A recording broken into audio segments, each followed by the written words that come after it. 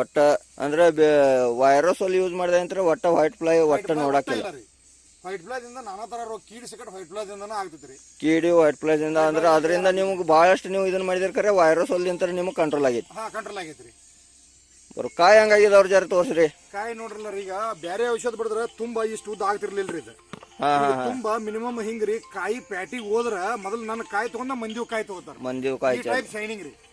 ಕೈಯಾಗ ಹಿಡಿದ್ರೆ ಮೆತ್ತಗ ಇತರ ಟೈಪ್ ರೀ ಕಾಯಿ, ಹತ್ತಿ ಟೈಪ್. ಹತ್ತಿ ಟೈಪ್ ಅಂದ್ರೆ ಕ್ವಾಲಿಟಿ ಮೇಂಟೈನ್ ಆಗೈತಿ. ಕ್ವಾಲಿಟಿ ಮೇಂಟೈನ್ ಆಗೈತ್ರಿ ಮೇನ್. ಬರೋಬರ್.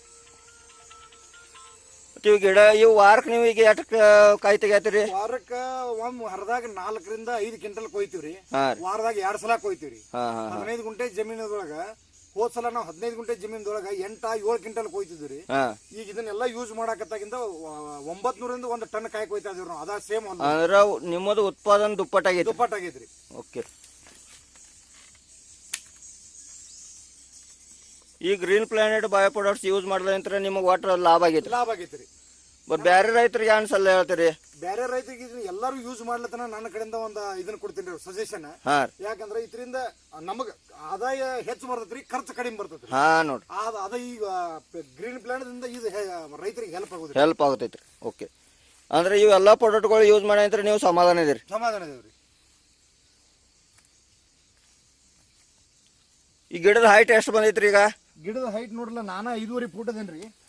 ಈಗ ನಾ 6 ರಿಂದ 7 ಫೂಟ್ ಗಿಡ ಹೈಟ್ ಐತ್ರಿ. ಈಗ 7 ಫೂಟ್ ಗಿಡ ಹೈಟ್ ಐತಿ. ಆಲ್ರೆಡಿ 7 ಫೂಟ್ ಹೈಟ್ ಐತ್ರಿ ಈಗ. ಬರೋಬರ್.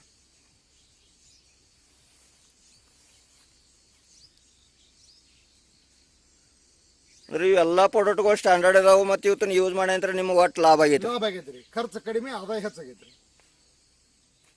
ಒಂದೇ ಗಿಡ 65 ಕಾಯಿಗಳನ್ನು ಬಿಟ್ಟಿದೆ. 1 2 3 4 5 6 7 8 9 10 11 12 13 14 15 16 17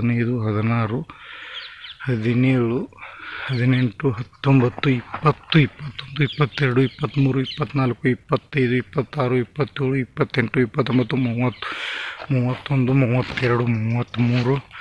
41 42 43 44 45 46 47 48 49 50 51 52 53 54 56 57 58 60 61 62 63 64 65